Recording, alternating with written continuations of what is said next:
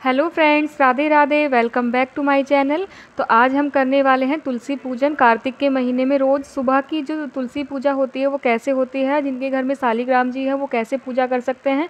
और यहाँ पर मैंने प्लेट में सारी सामग्री ले ली है जो पूजा में अभी हम यूज़ करने वाले हैं। तो ये है मेरी तुलसी माता, और हम अपनी तुलसी माता की पूजा पूरे महीने कार्तिक के किस तरीके से कर सकते हैं। देखिए, मेरे पास शालिग्राम जी है, तो मैंने यहाँ पर सबसे पहले शालिग्राम जी को स्नान कराऊंगी।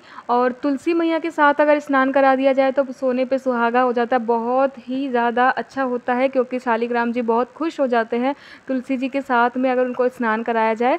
तो मैंने यहाँ पर एक प्लेट ले ली है, उसके अंदर मैंने शालिग्राम जी को बिठाया। पहले शुद्ध जल से मैंने उनको स्नान करा दिया, उसके बाद ये मैं चंदन से उनको स्नान करा रही हूँ। और आप दूध दही से, जिस चीज़ से भी आपको पंचामृत से स्नान कराना है, आप उस चीज़ से स्नान करा सकते हैं अगर आपके पास समय है तो। और उसके बाद फिर से मैंने शुद्ध जल से स्नान करा दिया है। और जो ये जल है ना, ये तुलसी माता की जड़ में ही डालना है। और क्योंकि इससे तुलसी मैया बहुत खुश होती हैं, वो भी प्रसन्न रहती हैं, क्योंकि शालिग्राम जी का जो स्नान का पानी है उनकी जड़ में जाता है, तो बहुत ही उनको खुशी मिलती है इस चीज़ से। और शालिग्राम जी भी बहुत खुश होते हैं। देखिए, मैंने अब है ना एक प्लेट में, उसी प्लेट में मैंने उसको साफ़ करके शालिग्राम जी के लिए आसन दे दिया है, क्योंकि हमेशा उनको आसन पर ही बिठाना चाहिए। तो मैंने उनको आसन दे दिया है, और अब मैं उनको लगा रही हूँ चंदन से तिलक। आप उंगली से भी लगा सकते हैं।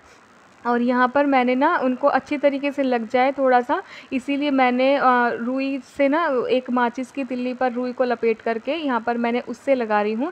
और ये चंदन है पीला चंदन, या सफ़ेद, आप दूसरा चंदन भी यूज़ कर सकते हैं।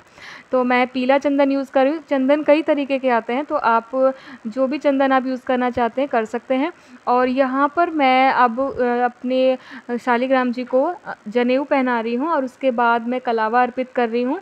और अगर आप जनेऊ अर्पित नहीं करना चाहते हैं तो सिर्फ आप कलावा भी अर्पित कर सकते हैं। और उसके बाद मैं तिल चढ़ा रही हूँ। तिल बहुत ही ज़रूरी है। आप सफ़ेद तिल भी चढ़ा सकते हैं, आप काले तिल भी चढ़ा सकते हैं। देखिए, शालिग्राम जी और विष्णु भगवान को ना चावल अर्पित नहीं किए जाते हैं, तो इसीलिए मैंने यहाँ पर चावल का बिल्कुल भी यूज़ नहीं किया है। तो और उसके बाद में लगाया है मैंने इत्र, क्योंकि भगवान जी तैयार हो चुके हैं ना, तो उसके बाद खुशबू भी आनी बहुत ज़रूरी है। तो इसीलिए मैंने यहाँ पर उनके लिए इत्र भी लगा दिया है। और उसके बाद लगाया भोग। भोग मैंने डायरेक्ट उनके पास वैसे नहीं रख रही हूँ, मैंने उनको कटोरी में भोग लगाया है। और उसके बाद हम एक जो चीज़ है मैंने शालिग्राम जी के लिए छोड़ दी है, क्योंकि हम तुलसी मैया की पूजन करने के बाद ही उनको करेंगे। और उसके बाद मैंने तुलसी मैया को ना चुनरी उड़ा दी है। और जो भी मेरी यहाँ पर तुलसी माता है ना, मैंने सभी को चुनरी उड़ा दी है। और उसके बाद मैं कलावा अर्पित कर रही हूँ उनको। और अगर आप कलावा चुनरी ना उड़ाएं तो आप कलावा भी अर्पित कर सकते हैं। और उसके बाद मैं लगा रही हूँ रोली से तिलक। देखिए, यहाँ पर सिंदूर से मैं तिलक नहीं लगा रही हूँ, क्योंकि हमारी जो तुलसी मैया होती है ना, कार्तिक मास में वो स्पेशली कुंवारी अवस्था में होती हैं, इसीलिए उनका तुलसी विवाह जो है ना लास्ट में किया जाता है। पूरा महीना जो हो जाता है ना, तो फिर उनका तुलसी विवाह वाले दिन उनका शादी कराई जाती है, उनका विवाह कराया जाता है, इसीलिए उनको सिंदूर इस महीने में नहीं चढ़ाया जाता।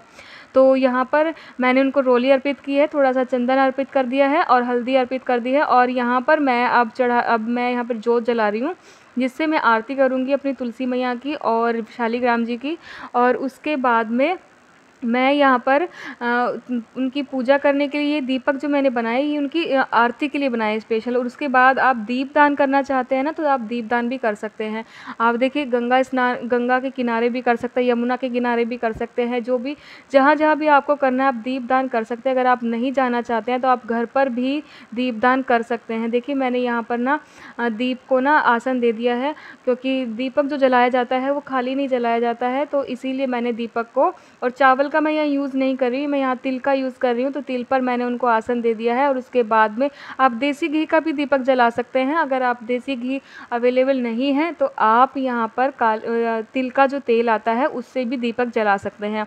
और तिल के तेल का भी बहुत ही बड़ा महत्व होता है, तो इसीलिए मैंने यहाँ पर तिल के तेल का यूज़ किया है। और अब मैंने उनको तिलक लगा दिया है, रोली से तिलक लगाया है और रोली के बाद मैं उसके अंदर डालूँगी, जो दीपक के अंदर काले तिल डालूँगी, उसका भी बहुत बड़ा महत्व होता है। और आप इसमें ना आप सफ़ेद तिल भी डाल सकते हैं, यूज़ कर सकते हैं तो सफ़ेद तिल को भी। तो मैंने सारे दीप प्रज्वलित कर दिए हैं। आप 11, 21 जितने भी आप करना चाहते हैं आप उतने कर सकते हैं, और मैंने सिर्फ यहाँ पे 5 किए हैं। और आप आटे के बनाकर भी दीपक को जला सकते हैं अगर आपके पास ऐसे वाले दीपक नहीं है। और यहाँ पर मैंने अब आरती कर ली है, और आरती करने के बाद हमारी पूजा जो है ना पूरी हो चुकी है। आप ये बहुत सिंपल तरीके से आप अपनी तुलसी मैया की रोज़ सुबह स्नान के बाद ये पूजा करेंगे। ये सुबह की पूजा होगी और शाम को सिर्फ दीपक जलाया जाता है, स्नान नहीं कराया जाता है और ना ही जल दिया जाता है। तो ये आपको वीडियो कैसी लगी प्लीज़ मुझे ज़रूर बताइएगा। और आप भी अपनी तुलसी मैया की पूजा ऐसे ही आसानी से कार्तिक महीने में पूरा महीना पूजा कर सकते हैं। तो मिलते हैं किसी नेक्स्ट वीडियो में, जब तक के लिए राधे राधे। और हाँ, मेरे इस चैनल को सब्सक्राइब ज़रूर कीजिएगा, लाइक कीजिएगा, शेयर कीजिएगा। वीडियो थोड़ी सी भी पसंद आती तो प्लीज़ मुझे कमेंट में बताइएगा, और मेरे चैनल को सब्सक्राइब ज़रूर कीजिएगा। राधे राधे, जय श्री कृष्ण।